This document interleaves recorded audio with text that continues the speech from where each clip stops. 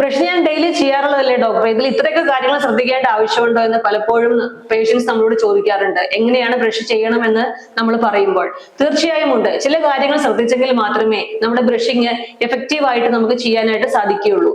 അതിൽ ഏറ്റവും പ്രധാനപ്പെട്ട ഒരു കാര്യമാണ് നമ്മൾ എത്ര പേസ്റ്റ് എടുക്കണം, അത് എങ്ങനെ എടുക്കണം എന്നുള്ളത്. പേസ്റ്റ് തേക്കുന്നതിന് മുമ്പ് നമ്മൾ ആദ്യം ബ്രഷ് ഒന്ന് നനയ്ക്കണം.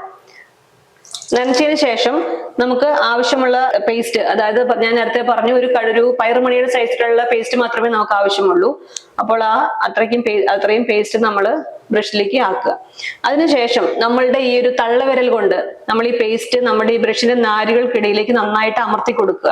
അത് എന്തിനാണെന്ന് ചോദിച്ചാൽ, നമ്മൾ ബ്രഷിന്റെ മുകളിൽ മാത്രം പേസ്റ്റ് ആക്കിയിട്ട് പല്ല് തേക്കുകയാണെങ്കിൽ നമ്മൾ ഫസ്റ്റ് ടൈം ഈ ബ്രഷ് വായിലിടുമ്പോൾ തന്നെ ആ പേസ്റ്റ് മുഴുവൻ നമ്മുടെ വായിക്കകത്തായിട്ടുണ്ടാവും.